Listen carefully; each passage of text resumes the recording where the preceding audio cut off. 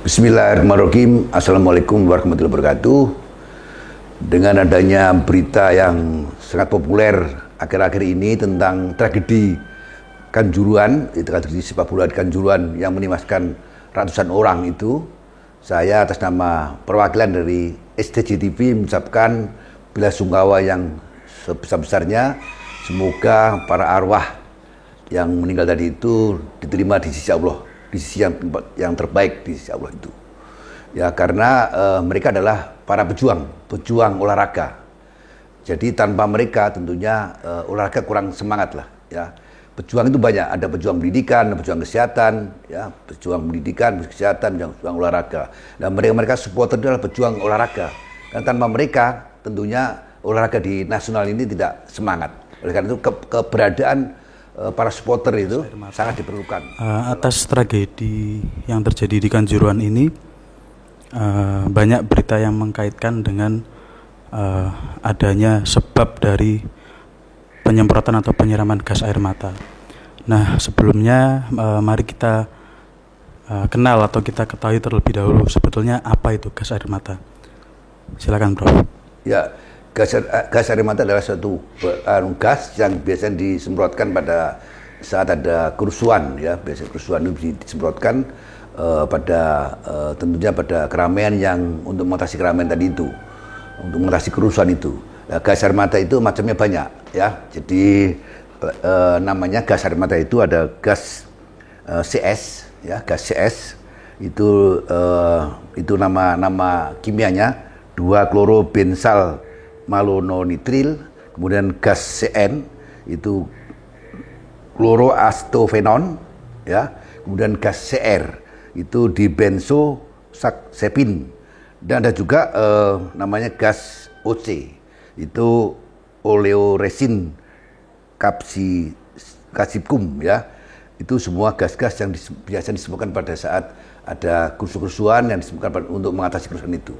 Ya, tentunya punya efek masing-masing gas itu. Ya, baik, Prof.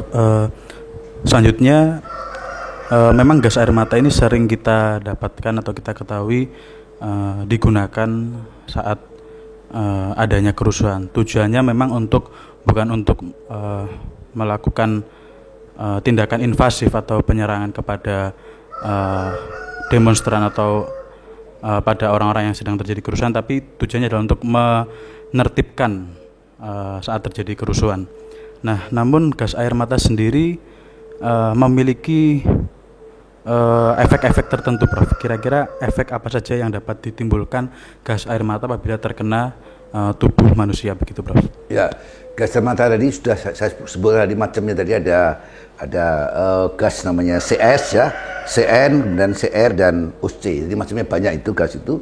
Kalau itu disemprotkan pada tubuh manusia itu punya efek pada mata tentunya, ya, mata, kemudian pada kulit, kemudian pada saluran pernapasan, kemudian juga saluran pencernaan dan juga pada peredaran darah. Jadi memang efeknya banyak. Pada mata itu bisa menyebabkan iritasi pada mata itu. Jadi mata akan terasa perih sekali, ya, bisa juga sampai kalau berlanjut bisa sampai keratitis dan sebagainya. Jadi mata kalau kena mata itu pasti perih sekali matanya. Dan sehingga dia bisa-bisa dia tidak kuat untuk membuka mata, memejamkan mata dia. Perih sekali, ya. Jadi iritasinya itu membuat dia perih. Kemudian juga pada kulit juga begitu, bisa menyebabkan iritasi juga, rasanya panas juga, dan perih di kulit juga demikian. Kemudian pada pernapasan juga begitu, rasanya tidak enak, ya, nafas merasa sesak, dan kadang-kadang bisa juga sampai sulit untuk bernapas. Karena apa? Karena dia itu bisa menyebabkan spasme pada laring. Jadi kalau yang paling berat adalah dia sampai tidak bisa bernapas, ya, karena spasme tadi itu. Juga pada pencernaan itu bisa juga karena dia kita menghisap, kemudian juga tentunya ada air liur yang ketelan juga pada sekitar, itu bisa menyebabkan gangguan lambung. Antara apa? Muntah-muntah, ya, bisa diare dan sebagainya. Nah, masing-masing itu punya efek juga, ya. Kemudian juga tentunya juga sirkulasi darah, karena itu masuk dalam tubuh juga jadi gangguan sirkulasi darah juga, ya. Jadi itu memang dari manusia tadi punya efek macam-macam, dari matanya, ya, kulit, kemudian juga sampai tenggorokan, ya, saluran pernapasan, kemudian sampai ke saluran pencernaan, dia sampai ke peredaran darah. Jadi artinya itu secara sistemik orang itu bisa terganggu semuanya karena gas air mata itu. Ya, masing-masing punya efek. Kalau di mata ya tadi itu, kemudian kulit juga tadi itu, kemudian juga pernapasan terjadi sesuatu tadi itu, bisa sesak nafas dan sebagainya, juga pada pencernaan bisa diare dan sebagainya tadi itu. Baik Prof, ternyata efek gas air mata cukup banyak. Lalu bagaimana pertolongan untuk yang terkena paparan gas air mata, Prof?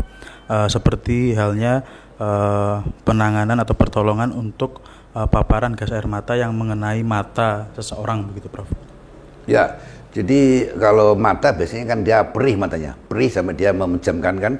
Jadi pada prinsipnya mereka semua yang terpapar dengan gas air mata tadi harus pertama dibawa ke daerah yang udara segar, jadi yang jauh dari gas air mata. Udara segar terus, kemudian dicuci dengan air ya, air, jadi irigasi, dengan matanya diirigasi dengan air itu, air bersih tentunya, air bersih.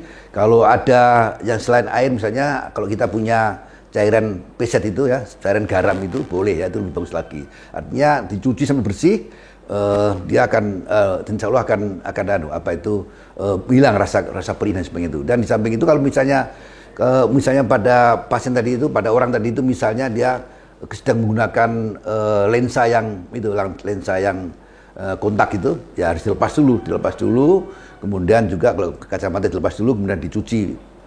Itu diirigasi matanya dengan air ya, air bersih tentunya, atau dengan air garam atau garam air peset. Kalau di rumah sakit punya itu air peset itu. Itu kemudian itu di matanya saja. Kalau kulit gimana? Sama juga, kulit juga dicuci semuanya ya. Dicuci kulitnya, jadi kalau dia pakai baju dilepas baju-bajunya, dilepasi semuanya, dicuci kulitnya termasuk rambut-rambutnya, perlu disabun dan sebagainya, insya Allah nanti dia akan bersih. Juga termasuk bagaimana kalau mengenai saluran pernapasan ya. Saluran pernapasan tadi kan bisa menjadi sesak dan sebagainya, kadang-kadang bisa tidak bernapas. Kalau masih sesak-sesak mungkin diberikan oksigen ya. Selain dicuci dengan air juga diberikan oksigen tadi itu, dikasih oksigen, maka akan memperbaiki saturasi oksigen jika sesaknya akan menghilang. Tapi kalau sampai berat itu sampai sesak sekali ya, mungkin perlu dilakukan berikan ventilator kalau diperlukan ya. Dan biasanya mestinya kalau sudah dibawa ke daerah yang aman tadi, insya Allah tidak sampai berat insya Allah ya, asalkan dia cepat dibawa ke daerah aman dan kemudian diberikan air tadi itu, pencucian air tadi itu, cuci air mulai dari mukanya, matanya sampai mulutnya, semua di mulutnya dibersihkan semuanya, insya Allah aman-aman ya. Jarang yang sampai mencapai kematian, jarang. Tapi kecuali kalau dia disemprotkan di daerah tertutup ya, kemudian juga tidak sempat dibawa keluar yang daerah aman tadi itu, ya memang bisa menyebabkan kematian karena memang tidak ada udara bersih, dia tetap terpapar dengan gas air mata ya. Jadi sudah sampaikan juga kalau misalnya sampai sesak sekali ya mungkin perlu pakai ventilator ya, kalau perlu itu ya. Tapi biasanya tidak sampai itu kok. Misalnya kalau asalkan dia dikeluarkan di daerah aman, daerah segar ya, udara segar tadi itu, ya mestinya sesaknya akan menghilang, mestinya begitu. Ya, baik Prof. Jadi intinya untuk pertolongan pada paparan gas air mata ini awalnya harus dibawa ke tempat yang aman terlebih dahulu, ya. Kemudian baru diatasi sesuai kira-kira anggota tubuh mana atau bagian tubuh mana yang terkena, begitu ya Prof ya. Tapi memang prinsip utamanya adalah menyelamatkan korban dan membawanya ke tempat yang aman terlebih dahulu agar tidak semakin parah terkena paparannya, begitu ya Prof. Ya.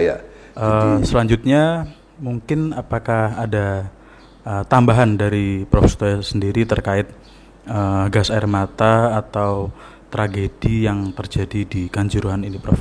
Tentunya kita semua berusaha mendoakan yang terbaik untuk para korban, dan tentunya kita semua tidak menginginkan tragedi ini terjadi atau sampai terulang kembali, begitu Prof? Ya, jadi tragedi di Kanjuruhan tadi itu ya, jadi mestinya memang seharusnya harus segera dibuka pintu-pintunya itu. Kalau dia di sepak bola ini dibuka pintu-pintunya, dia dikeluarkan ke daerah yang aman, daerah yang bebas dengan gas air mata itu. Pertama dibawa ke situ, kemudian setelah dibawa keluar dari gas air mata tadi di udara yang bersih, udara segar, kemudian baru diatasi semuanya. Jadi mulai dari kulitnya, matanya, kemudian dari saluran pernapasannya ya.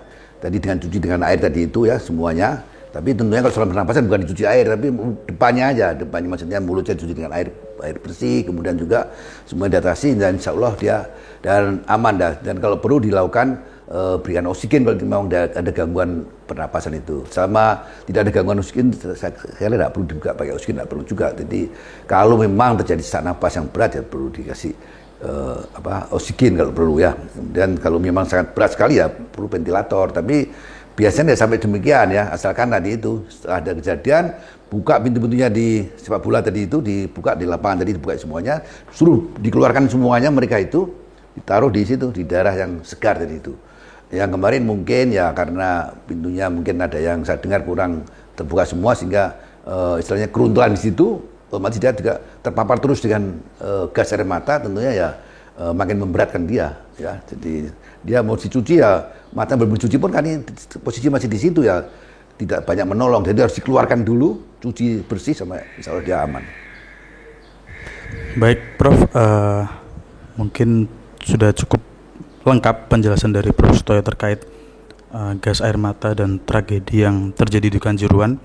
Mungkin apakah ada pesan tambahan lagi Prof untuk sesi terakhir Prof? Ya. Mungkin harapan Prof Sutoyo ke depannya untuk persepak bolaan di Indonesia atau untuk tragedi-tragedi seperti ini agar tidak terulang lagi begitu Prof? Ya, jadi menurut saya memang dalam sepak bola ini yang saya ketahui bahwa paling tidak itu 10 menit belum berakhir itu ya saya tahu itu pintu-pintu harus dibuka, pintu-pintu supaya dibuka semuanya sehingga apa? Untuk mengantisipasi kalau ada sesuatu, ya kan? Namanya kita kadang-kadang kan namanya supporter itu ya memang sudah namanya dia kena cinta dengan klubnya tentunya, maka ya memang kerusuhan-kerusuhan kadang-kadang bisa terjadi kecil-kecil itu, makanya pengaman adalah pertama dibuka dulu pintu-pintunya sebelum berakhir itu, kemudian kalau ada sesuatu ya tentunya harus segera dikeluarkan, dan misalnya kalau menggunakan gas air mata mestinya di dalam sepak bola mungkin setahu saya tidak dibolehkan karena di ruangan tertutup itu ruangan tertutup sehingga tidak bisa udara tidak bisa bebas keluar karena ada pagernya itu ya, mungkin harus karena ada kerumunan orang sehingga orang tidak bisa gasnya tidak bisa keluar dengan bebas. Jadi oleh karena itu dia akan terpapar terus, maka segera dibuka pintu-pintunya, segera dikeluarkan.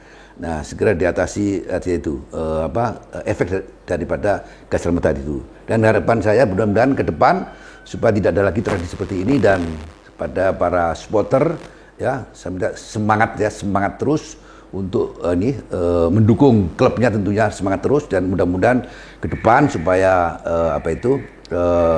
persepak bola tetap berjalan terus sampai gitu. Sekarang demikian, terima kasih, mudah-mudahan ini bermanfaat pada kita semuanya. Wassalamualaikum warahmatullahi wabarakatuh.